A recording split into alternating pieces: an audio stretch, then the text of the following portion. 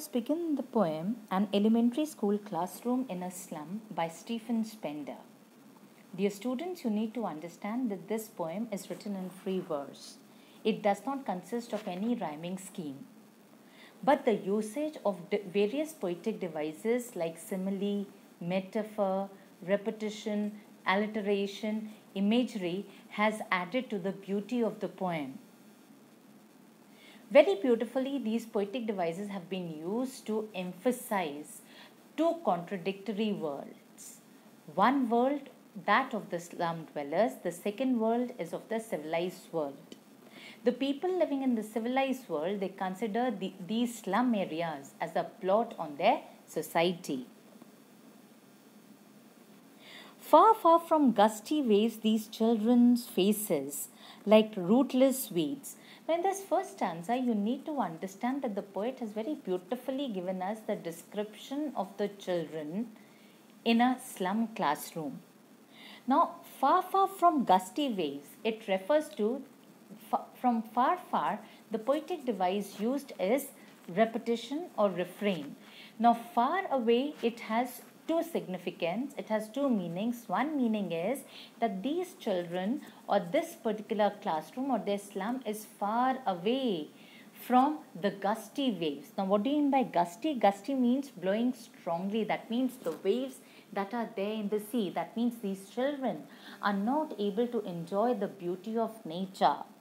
The second meaning is that they are just limited to their dingy, their dull area, and which is far away from the civilized world. Now, the children's faces, here the poet talks about the children's faces, that the children's faces look like rootless weeds.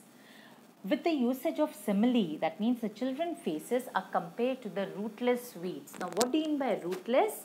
The plant without the roots. And what do you mean by weeds? Refer to the unwanted plant. In other words, these children are unwanted in the society. And what has happened to them? The hair torn around their pallor.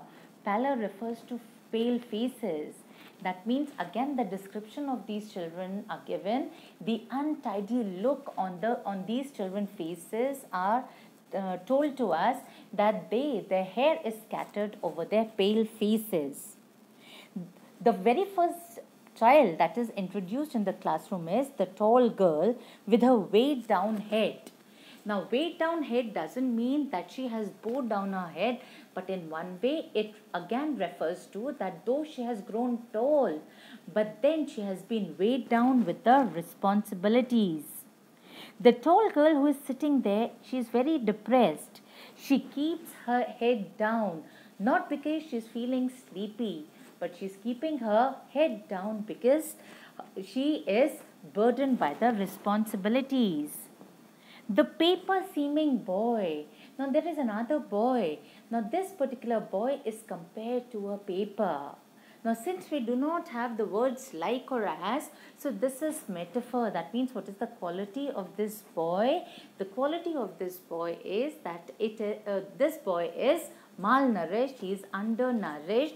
He is as thin as a paper. That means his growth has become stagnant.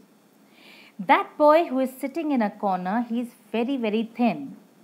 Moreover, the paper seeming boy with rat's eyes, and what sort of the eyes he has? Because he is underdeveloped, because he is undernourished, malnourished, his eye seems to be protruding, his eye seems to be bulging, just like that of a rat.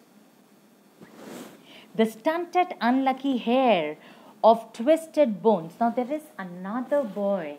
Now, what about the boy? What are the qualities of this boy? That he has a stunted growth. Stunted growth means this boy is malnourished. He is the unlucky hair. What do you mean by unlucky? Not very fortunate. And what do you mean by hair? Hair means the descendant who takes after his father's property. But over here, he doesn't take over his father's property, but rather he has inherited his father's disease. of twisted bones. Of twisted bones, what's the meaning of it? That is, he is having some bone problem, reciting a fast gnarled disease. He's not reciting any lesson, he's not reading anything, but rather he is telling us the story of his father's gnarled disease. Now, what do you mean by gnarled disease? It could be arthritis, it could be rheumatism. His lesson from his death. In other words, he's not studying his course book, but rather he is telling the story of his father's disease. At the back of the dim class. Now just imagine, this is the imagination that you need to draw. And what is the imagination that you need to draw? That this classroom is dim. It is very dimly lit. This dimness or this dullness, it is very much similar to the dullness in the life of these particular children. But still, at the back of this dim class, one unnoted, sweet and young. Now there is this another boy, but then he is in contrast with the other two children that we had seen, that though he is unnoted, but he is a sweet and a young child. His eyes live in a dream. Dreams knows no barrier. Dream doesn't see whether you are rich or whether you are poor, but anybody can dream. And in his eyes, you could see that he's imaginative. He is fantasizing something. He's living in dream. Or squirrel games. That means he also wishes to play the game. In tree room other than this, dream seems to be alive in his eyes.